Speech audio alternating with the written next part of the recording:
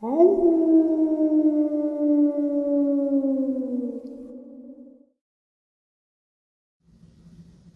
and salutations, everyone. I hope everyone is still doing well, and welcome to tonight's second bonus. Before we jump on into it, a couple quick links. As many of you may know, I rely on Patreon, PayPal, channel membership, and the merch to help the channel to continue to grow and go. Links to Patreon, PayPal, and channel membership is in the description below. Merch displayed directly under the video. Also, Dogman, Frightening Encounters, Volume 1 through 3, the audiobook versions. They were written and researched by Tom Lyons, narrated and produced by me, Jeff Nadolny. Those audiobooks are available on Audible, Amazon, and iTunes, links to which are also in the description as well.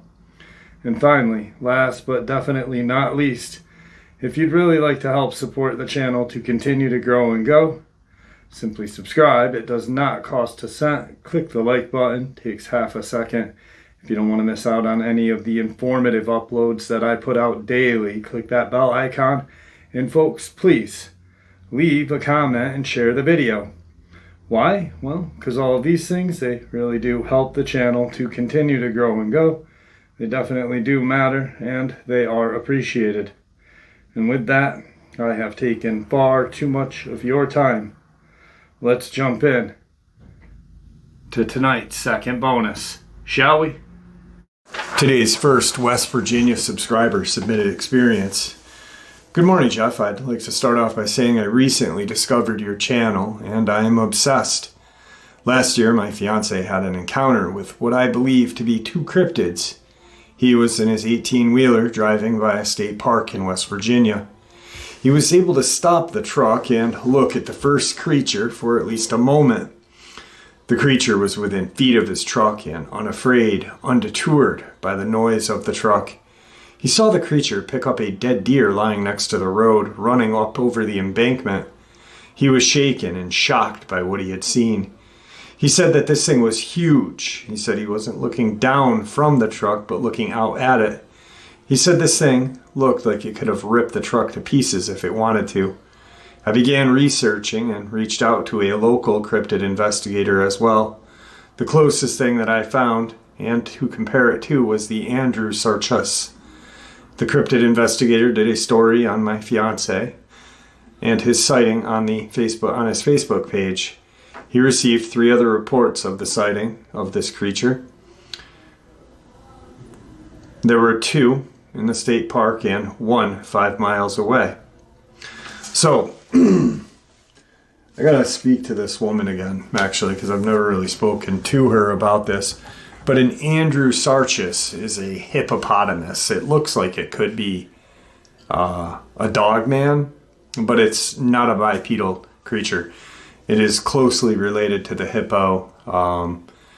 It is not bipedal, it's a quadruped. So I'm wondering if it picked up the deer using its mouth or if it actually used hands.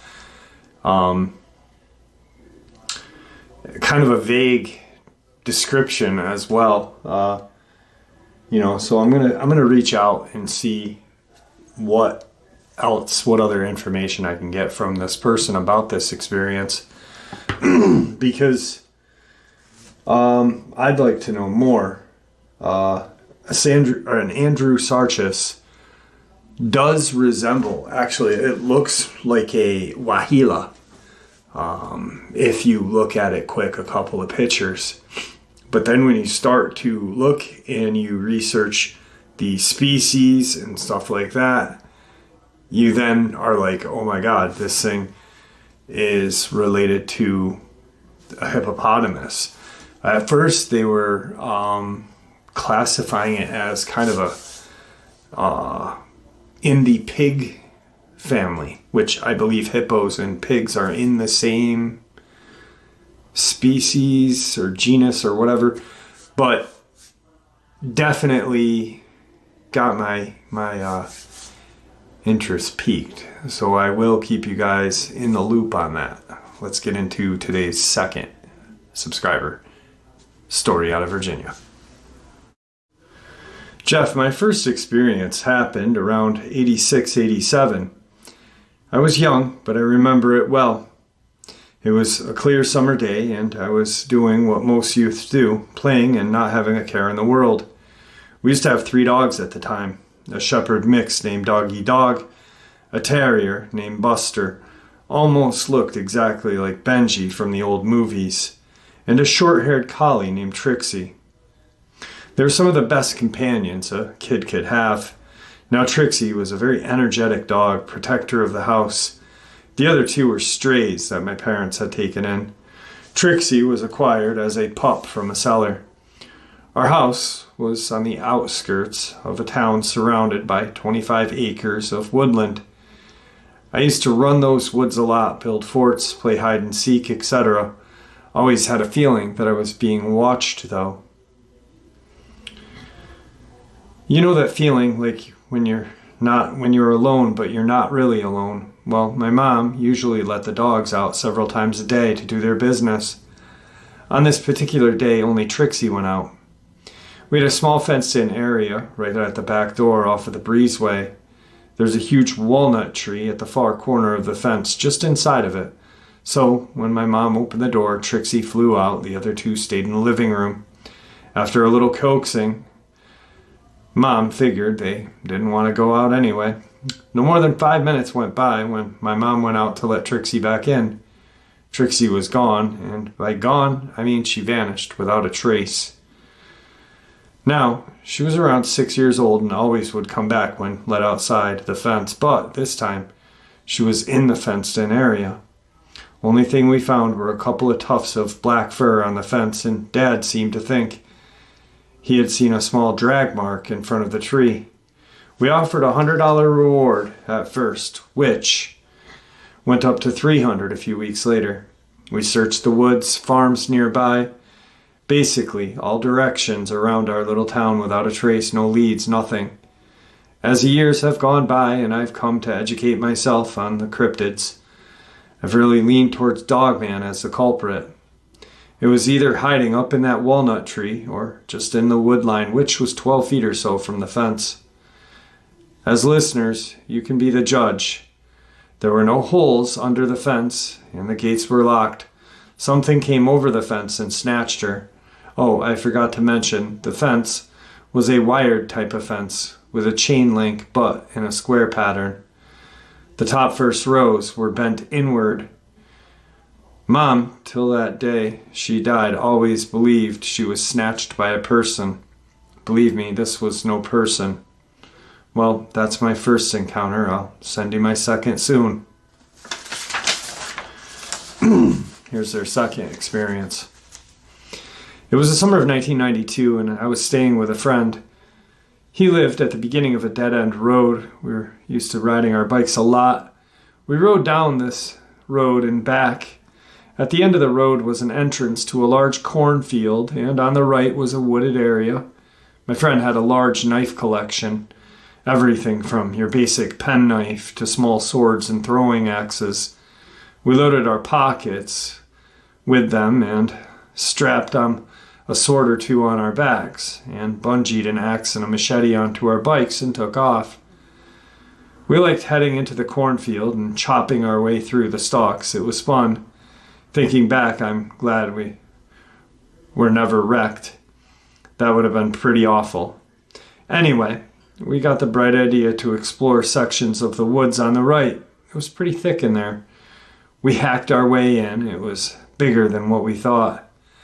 After a bunch of hacking and chopping, we came to a small clearing and an old house with no front door. Windows were gone. It was basically rotting away. Looks like it had been abandoned for quite some time. It was weird, though. Out front, there were kid toys. We found 2 Power Wheels, a Fisher-Price kitchen playhouse, a basketball, which they didn't look like they had been there for long, or as long as this house had been abandoned. Upon entering the front door, it looked like a big bird's nest. There were sticks and old rotten branches all twisted up, and there was a lot of old walnut shells and acorns lying around. The second floor had rotted away in a circle. Walking up to the second floor, the 2 rooms on either side seemed to be intact and empty. Couldn't get over the room on the left because of the big hole in the center. Didn't stay in there too long because it wasn't clearly not safe. We goofed around for a little while checking things out. Couldn't figure out how all the kids' toys had gotten there. We pretty much made it back to our bikes when we heard a loud crash off to the right and kind of behind us. The weeds were about up to our waist where we were standing. About 10 yards from the edge of the road were our bikes. We quickly darted out and snatched up our bikes, looking back before I jumped on. The best way to describe this is there is a clip on YouTube from rock hounding with Bigfoot called Bluff Charge. The weeds and trees were shaking, and just about when it was about to pop out of the tall weeds, it stopped. It's a wonder we didn't get whiplash from how quick we turned our heads. We jumped on our bikes and were gone, pedaling as hard and as fast as we could. Needless to say, we never rode past the last house again on that dead end. I'll never forget the fear we both had.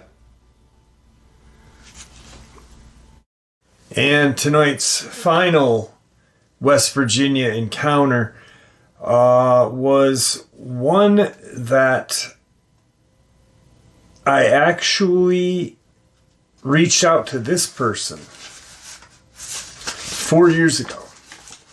I had read their encounter on Reddit a while ago, and I said, hey, I really am fascinated by your experience. Do you mind if I share it with everybody on my channel? I had like 2,000 subscribers at the time. And she said, absolutely. But there's more to that experience. Let me send you the rest of it. I said, I'll just do what you shared so far. Send me the rest. And she did. And it's truly an amazing encounter. Let's get into it. I'm a 32-year-old woman from the very northern tip of West Virginia. Most of my life has been lived in Hancock County. When I was very little, we camped in tents, walked everywhere, hiked at parks, all the outside goodness. In my teens, we started going to state parks to ride horses. I've been to Tomlinson Run, Beaver Creek State Park, Salt Fork, Raccoon Creek, and Vista Park. At least I believe that was the name. We had a friend who was constantly inviting us to ride on people's land she had received permission from. I'm well acquainted with the local wildlife. I've seen all the major players, including coy dog, bear. I can identify most sounds in the forest. I loved watching nature documentaries. I was looking to become a vet, so I studied a lot on animals. Drawing and painting them got me very acquainted with animal anatomy. Was I ever into cryptozoology? Yeah, I was a dino-crazy little girl. My one babysitter had Reader's Digest, Mysteries of the Unexplained. I thought of Plesiosaur in Scotland, or the Apatosaurus in the Congo was mind-blowing. Later in life, I started looking at it like it was folklore. It was interesting to read the accounts and learn the theories behind what people were thinking and seeing, but I believed in them as much as a folklorist believes in dragons and trolls. I didn't have any interest in Bigfoot, and I'd never heard of Dogman. I never had interest in looking, nor did the thoughts ever cross my mind. It seems I didn't need to go looking. They found me. We moved to a farm when I was 10. My mom's dream was to have horses, and she was finally able to live that dream. The farmhouse was haunted mainly by former residents of that house. I never felt threatened by them, though it's a little unnerving to have two men talking and moving the couch you're sitting on, or should I say it sounded like it. No one was home, no media was on, and yeah, I was hearing two men talking about how they were going to move the couch and where, and the sound of furniture being dragged right from under me. The land itself had its share of strangeness. Most things were benign, though. I just shrugged it off and carried on. I honestly hated our woods. Anywhere else, I'd freely hike, but even in the yard, sometimes I felt watched. Heck, sometimes I thought something was staring through our windows. Now that I think of it, we did have things slam into our trailer. I'd think it was a horse that had gotten loose, but when I'd go out to investigate, I'd find nothing. I chalked it up to deer. I used my horses' breeds for their names rather than think of names for them. Anyone who knows me knew my horses' names. I was 18 or 19 in this encounter. By this time, we had given up on cows. God, I hate cows. And just had the horses and chickens. Someone knocked on the door at 2 a.m. I'd only been asleep for a couple of hours, but years of conditioning had my heart pumping and my mind clearing. Someone knocking that early only meant trouble.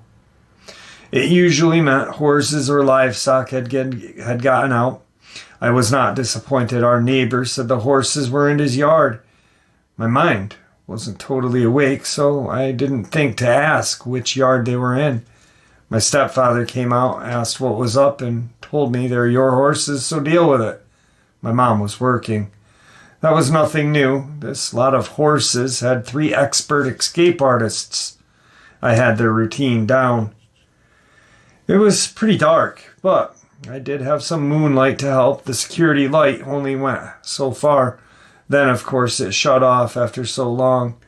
When it was cloudy, you literally had to watch that you didn't walk off into a ravine.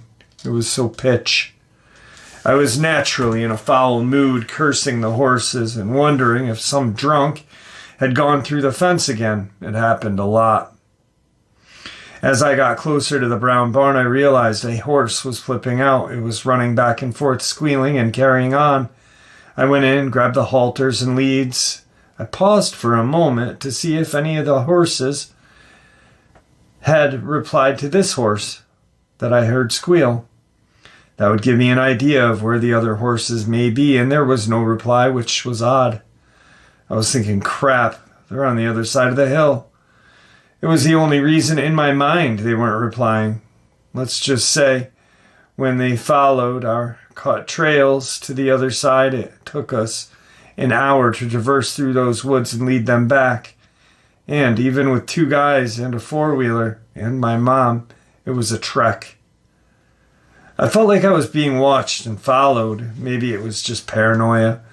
So the land is set up like this. Brown barn connected to the small pasture, about half an acre long, which then connects to a 7-acre pasture. Pretty much in the center, on the outside edge of the large pasture, was an old white barn that we turned into a run-in. I decided to tackle the horse still at the fence so I could bring her down to the small pasture to keep her from escaping as well. Maybe the others would follow. I had to walk clear to the other side of the pasture to get the panicking horse. It was my mom's Psycho Appaloosa mare. I tried to catch her and nearly got trampled a few times trying. She was frothing at the mouth and her eyes were white, really showing. Was I alarmed? No. As I said, she was a psycho. I noticed the other 6 were across the road. They were standing in a tiny little fenced-in area under a spotlight. They were standing motionless, not touching a blade of grass. I was wondering how the neighbor managed to herd them into that tiny fenced-in little area with that tiny door. 3 of those horses were over 16 hands tall. One was a draft cross. The doorway was actually small enough he touched both sides going through. My thoroughbred mare took me 2 hours to corral the last time she had gotten out, much to my frustration. She was an awesome jumper. So a stranger rounding them up and putting them into this tiny yard was mind-blowing for me. I've had horses since I was 9. I've had ponies, horses, I've had Appaloosas, Arabians, draft horses, quarter horses, walking horses, saddlebreds, thoroughbreds, Mustangs, foals, geldings, mares, and geldings that still thought they were stallions.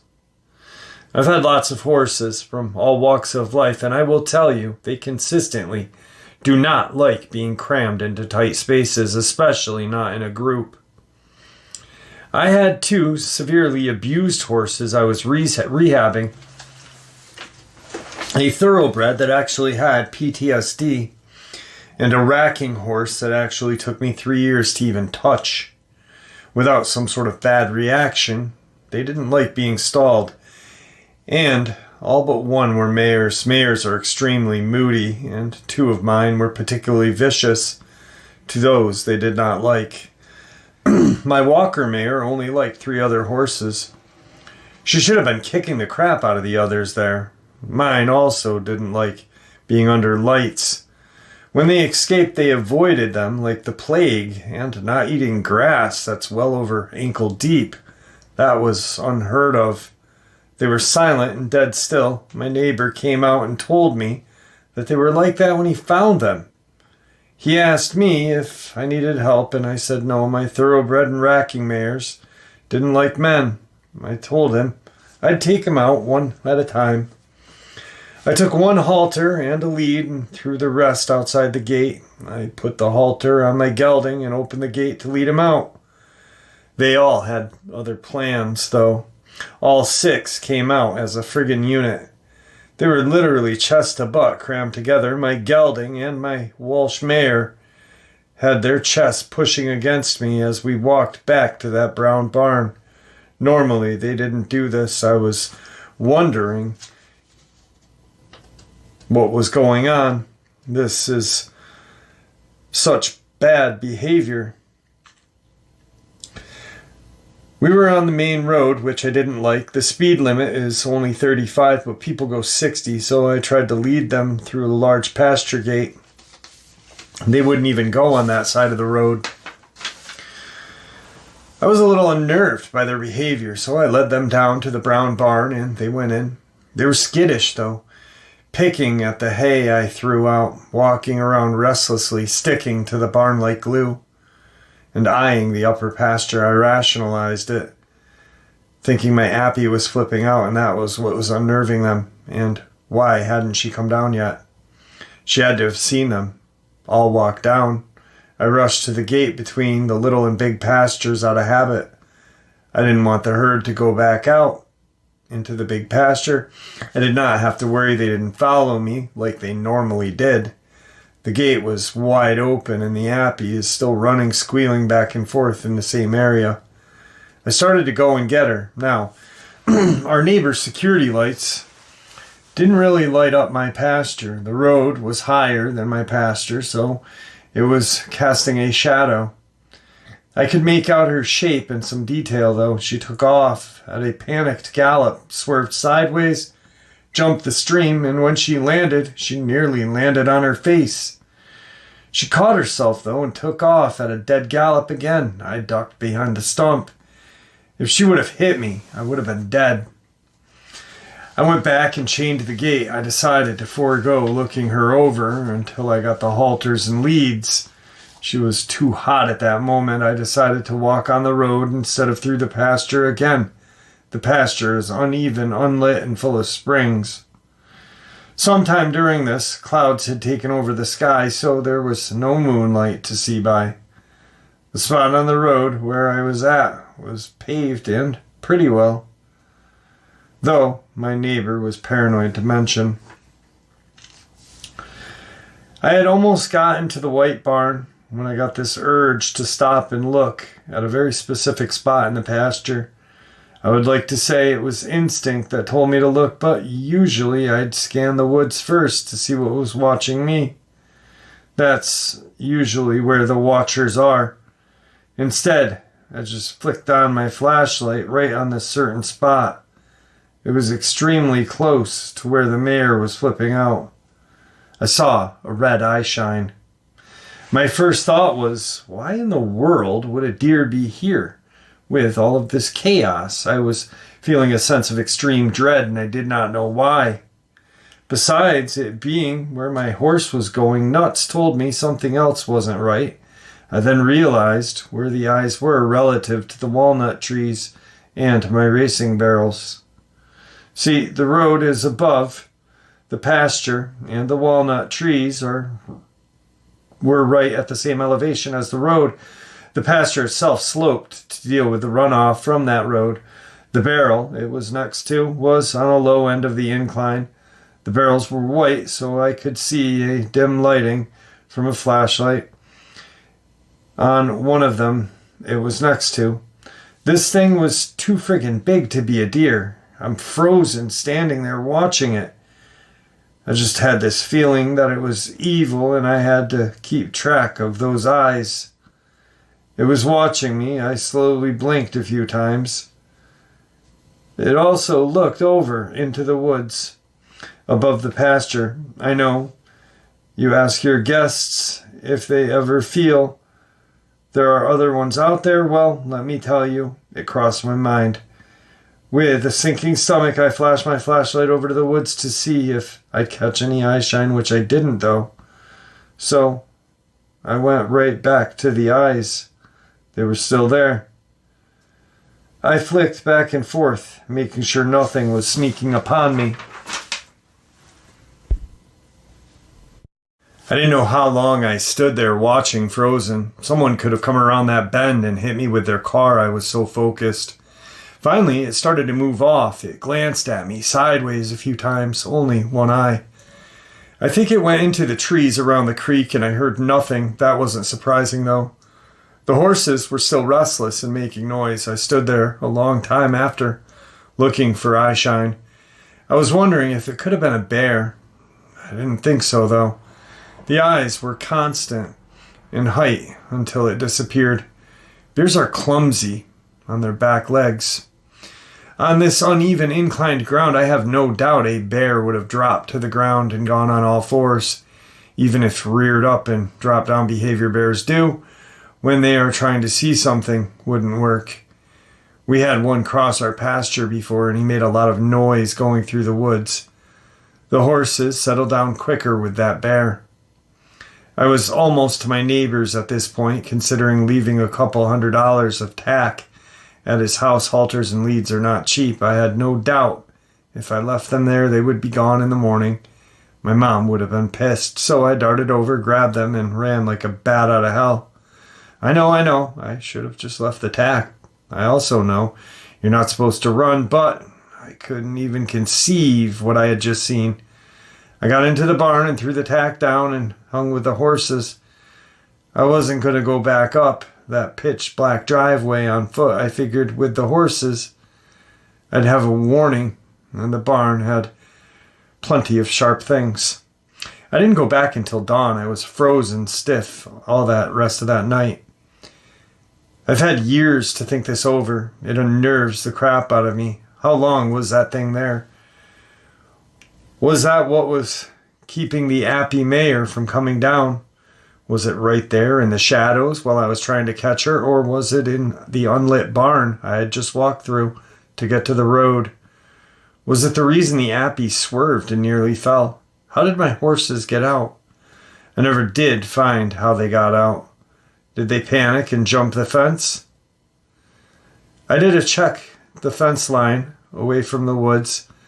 I did look for tracks around the barrel. Sadly, the ground was hard from the frost that morning, but I will say the Appy was running for a good while. The ground was severely torn up and turned into a muddy mess. It was high noon when I went down there to check.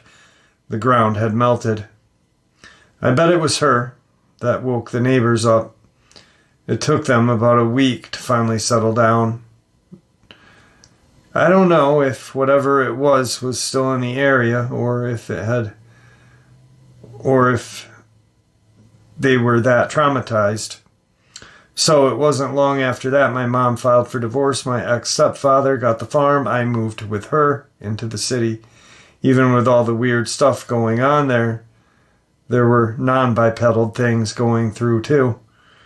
I miss it terribly. Maybe it's more accurate to say I miss farm life rather than that actual place. I'd love to go back onto the farm again, but I'll probably hesitate to move back there. I've never told anyone about the eyeshine event. I didn't see the actual creature, Jeff. And really, how do you convey the unnatural horror-inducing feeling? You saw I shine, whoop-de-doo. My mom would have given me a benefit of the doubt, but my mother often told family members things. They made my life enough of a living hell. I didn't want to give them any ammo. This next part is the subscriber's second email they had sent me. This part shares more weirdness that occurred on their farm. First order of weirdness, all of the barn cats began to disappear. People were constantly dumping them. We had a hell of a problem, and poof, gone. The neighbors asked us about it, and I told them we had assumed they got sick of them and took them to the pound. They thought we might have poisoned them. We decided maybe the fox ate them, even though the foxes never bothered them before, except the fox family disappeared too. No signs of them. The den they used for decades was falling in. Even my house cat disappeared. She loved lying on the porch. I once found a kitten with its face bitten off like a laser cut. No bone crunching. Creeped the hell out of me. Second major event was similar to the one I mentioned first, except the majority of the horses came up to the house. I walked them to the brown barn, locked them in the lower pasture. That time it was the thoroughbred that had gotten stuck in the upper pasture. The thoroughbred didn't need much encouraging to come down as the appy did, but I still was worried she was going to snap something running around in the dark like that. I just dismissed it as dumb horses. They run through fences all the time and rip them down. Never did it before. Didn't do it after. Even when we had an actual black bear go through. I was checking the fence line about once a week. I found a deer in the far corner. Dead. No obvious reason of death. Figured it got hit by a car. Couldn't make it over the fence and died right there. Except it seemed every week another was piled on top of it. Like literally piled on top. Nothing scavenged them. Just bacteria and bugs eating them. 6 deer ended up being piled up. We decided we were going to bury them. Health hazard, right? All gone when we got the tractor out there. You could see where they had been. Dead grass and body juices, but they were gone. I also noted the horses no longer went back there. They loved that area. Heavily shaded to keep cool and the bugs off. Nice spring. Apple trees. But no fresh tracks in the mud, and the horses wouldn't follow me. At least, not until a month or two after the corpses disappeared. Then there's the event that you shared. Makes me wonder if they had been feasting on the cats. No more cats, so they decided to go into bigger prey. It creeps me out thinking that it could have been inches from me in that pitch black barn or the field. I was totally focused on the horses, not on cryptids lurking in the dark. I noticed one person asking if the neighbor put the horses in the fence, and no, he didn't, as I mentioned. 2 of the horses were terrified of men. Those 2 were also terrified of stalls. I had 6 horses in that fenced-in yard, barely big enough to hold them. They were literally touching the fence, they were so crammed in. The gate opening they walked through, my draft gelding's shoulders shoved the poles outward as he walked through that fence. It was very narrow. As for getting out, I can only guess. They were terrified. They decided jumping was the only way to safety. They had to jump uphill to get out. I still baffle at my draft and my Welsh mare. She was 30 years old making that jump, no fencing down. I'm guessing any tracks inside the pasture was destroyed by that panicking appy, and the ground outside was so hard packed. Something was killing our dogs, ripping them to shreds. My best friend's American Eskimo was ripped apart right outside of her bedroom. They heard nothing. She lived across the street from the farm. A huge German Shepherd in a 6-foot fence. A huge German Shepherd in a 6-foot fence was also ripped apart without the owners hearing a thing. Coy dogs could have gotten the Eskimo, as it was on a chain, but the Shepherd. I can't see a pack of coyotes all climbing that fence and attacking that dog. One would not have been able to take him down. There were more incidents. Didn't know the people, though. I don't remember how long after the eyeshine incident. My paint mare came trotting up with a weird injury. It was like someone took an ice cream scoop to her shoulder. Like someone or something took it from the top of her shoulder blade and scooped it down mid-shoulder. The flesh just bobbed as she walked, not jagged. If that wound was done in the opposite direction, I could think of a lot of ways, but this was odd and just so clean cut. Not sure if this related, but man, all this weird stuff together. Might as well mention it. We had 3 pastures to prevent pasture fatigue, one being above the house. I only had 3 horses then, the walking mare, the draft gelding, and a racking horse. Well, they started raising hell at around 10 p.m. I go up there, see what's going on. I found my walker mare on the ground, barbed wire wrapped around her legs. Draft gelding standing over her, racking horse nowhere to be seen. I left them, went and got some bolt cutters and my mom. My draft and walking mare were awesome horses. The mare just lied there while I cut the wire off of her. All the while, something big was pacing quadruped back and forth in the woods by us. It stayed out of the light and there was no eyeshine. I assumed it was the racking horse, impatient. Her herd wasn't with her. I was mother effing that mare as she was constantly getting out of the fence, but I was focused on the down mare. Racking horse was not in immediate trouble. So I led the 2 horses down. I had all my medical supplies down there, and now the upper pasture fence was compromised. I was expecting the racking horse to follow. It did, but never left the woods. I kept shining my flashlight up there, calling to her to come down. No sign, no eyeshine, nothing. Just a heavy body moving through the woods parallel to us.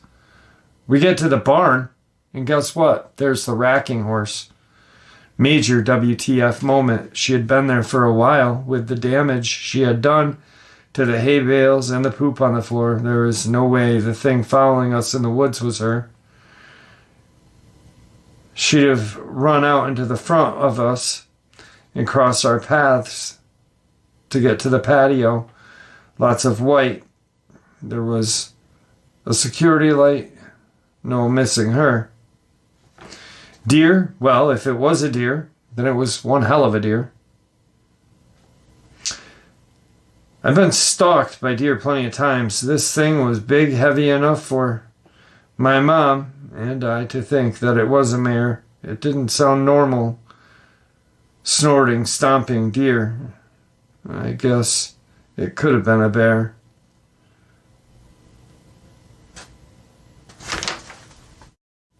I did go up to fix the fence. I looked for tracks. I found the racking mare's tracks.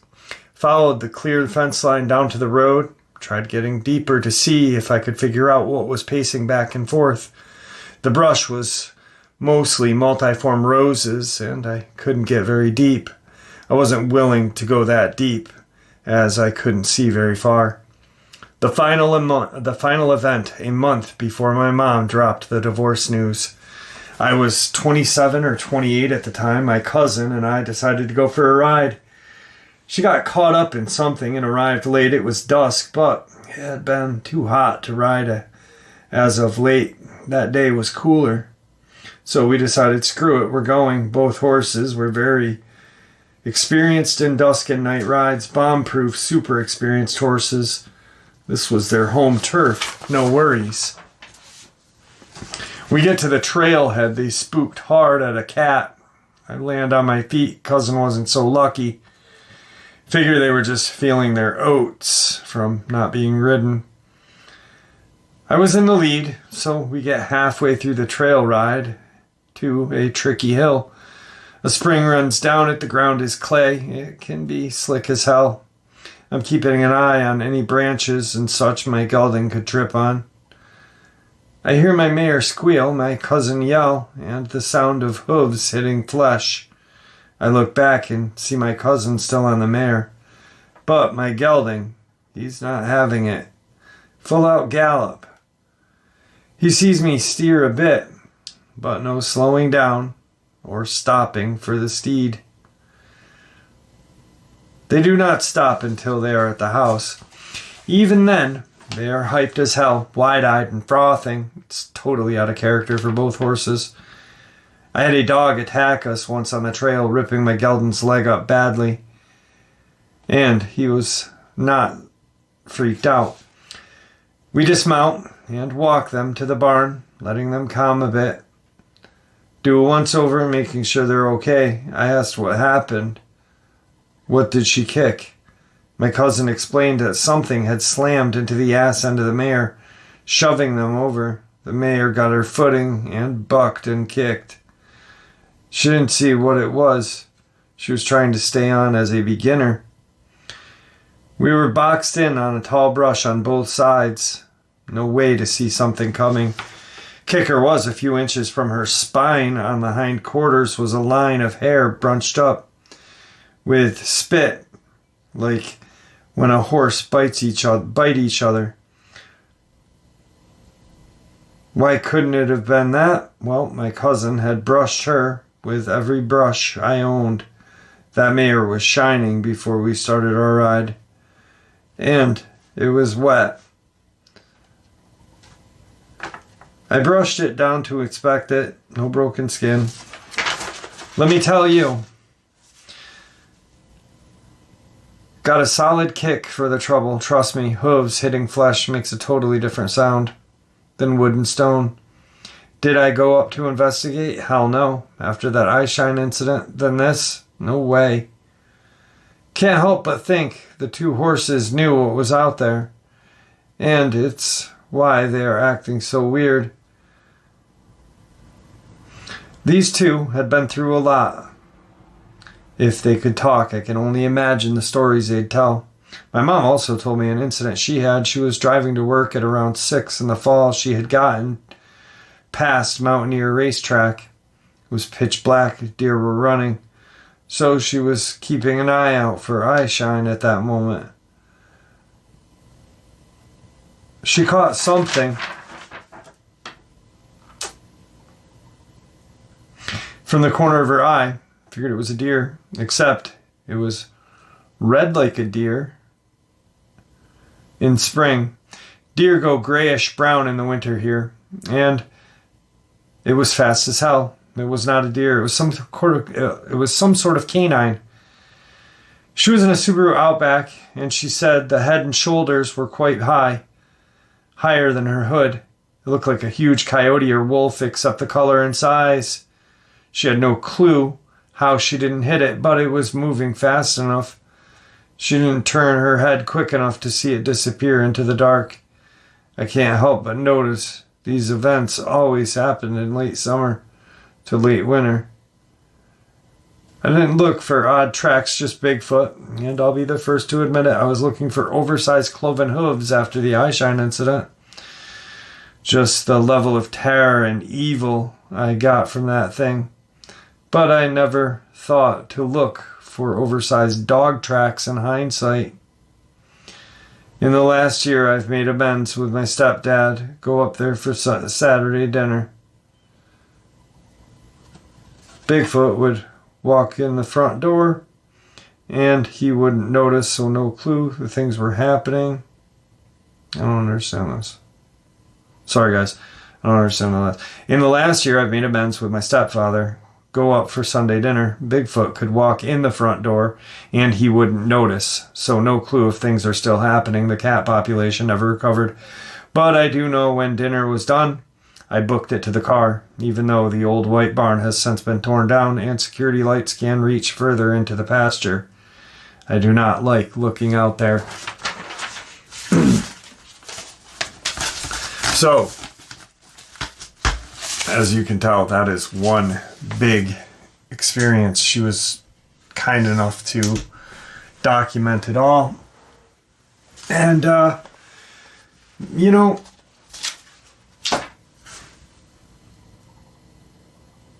we always hear about these horses getting attacked, and what is the first thing that the media says? Big cats, right? Well, of course they're going to say that because they don't want us to know that these huge canine-like creatures live in our woods. This experience just, really creeps me out. And the woman that shared it with me, she is just an absolute sweetheart.